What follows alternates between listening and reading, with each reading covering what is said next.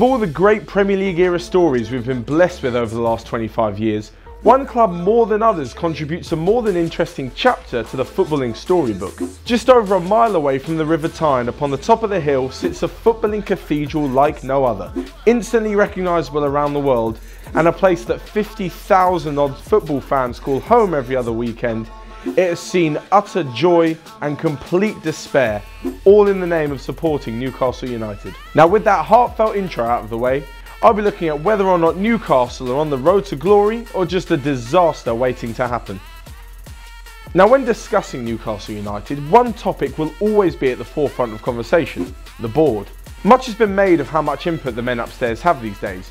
After all, football today is more of a business, and people like Mike Ashley, with all his knowledge of owning a sports store, sinking pints and doing business deals in the pub, doesn't really help him with overseeing the day-to-day running of a football team.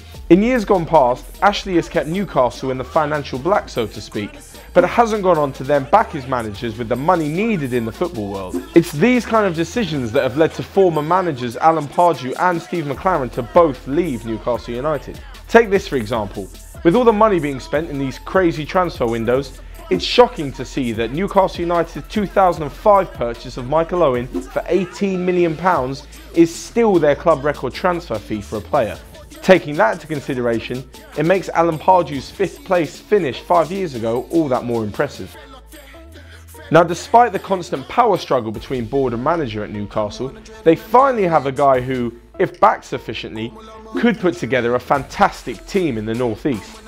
In Rafa Benitez, Newcastle have a coach with a wealth of experience, a Champions League title behind him, and who is at last adored by the Newcastle fans. His team currently sit in the top half of the Premier League table, and to be honest, they're not the best of teams in the league, so imagine what he could do with a decent one. So what has Mike Ashley done after failing to back his manager yet again in the transfer window and realising his mistakes?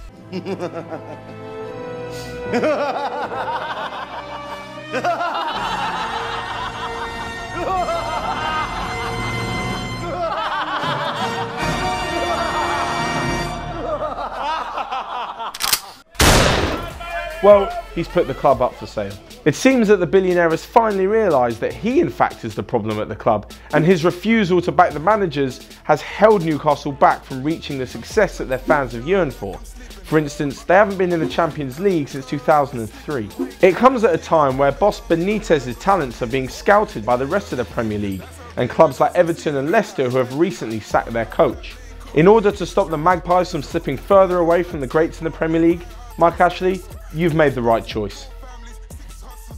Now, there probably isn't a better sight on a match day weekend than seeing a sea of the black and white army marching around town on their way to St James's Park. Trust me, it's enough to make the hairs on the back of your neck stand up. Take it from someone who spent 3 wonderful university years living in the city, and you'll see that all the dedication, enthusiasm, passion and commitment to the club is second to none throughout the country. Having seen firsthand the effect that a result can have on the city, it's no wonder that some supporters have been really annoyed at the running of the club in recent years. It's made all the more annoying by the fact that the fans aren't even booing the players on the pitch or the manager in the dugout, but they're booing the running of a club from these clueless, self-entitled idiots who remain behind the scenes and don't face up to the abuse. If a team is unhappy with the manager, he'll probably come out to try and calm or reassure them during an interview, unless you're Jose Mourinho. But it must be really demoralising for Rafa Benitez and his players to have to face that cacophony of noise every other week, which isn't even meant for him or the players. Again, given the recent news that Mike Ashley is selling up, it would be great to see someone come in who actually has the best interests of the club at heart, rather than keeping his underpaid employees in a business like some sort of Victorian sweatshop. Now, let's take a step back from the dugout and the boardroom politics and look at what this club is actually meant to do: play football. On the pitch, Newcastle have a few talented players, but nothing like the key players that should see them take the next step. Gone are the days of the exceptional Shay Given in goal, Fabrizio Colaccini shoring up the defence, the enigmatic match winner in Hatem Ben Arfa, and the regular goal-scoring exploits of Demba Ba. Instead, Newcastle have a team of players who are always one step away from disaster. Take John Joe Shelvey, for example. He has fantastic technique and amazing passing ability, but he lacks the mental composure and restraint that can see him become a top player. the same could be said for the mental capabilities of forward Alexander Mitrovic as well. But despite these issues, Newcastle have signed a few interesting youngsters. The likes of Jacob Murphy, Christian Atsu and Mikel Merino all have the future looking a lot brighter for Newcastle on the pitch, rather than the mess upstairs. If Benitez can get a settled lineup playing with consistency and positive attacking direction, there's no reason why they couldn't replicate that miraculous 5th place finish I mentioned earlier. So the final question is, can Newcastle return to their glorious past?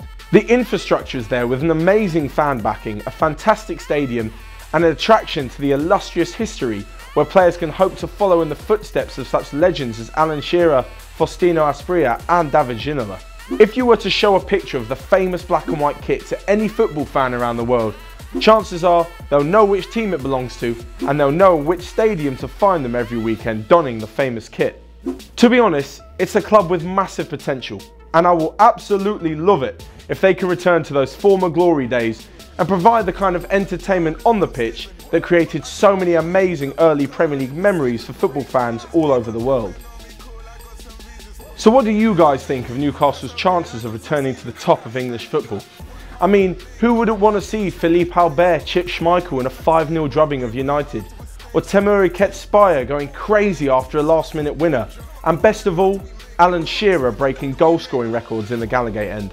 Let me know what you think, and let me know who Newcastle should splash the cash on to break their long-standing transfer record. I'll be reading all of your comments, and the best ones I'll mention in next Monday's episodes of 1-2. That's why I give my little Kevin Keegan impression. I will love it. I got to get it nailed on. I'm 100 and I'm getting it.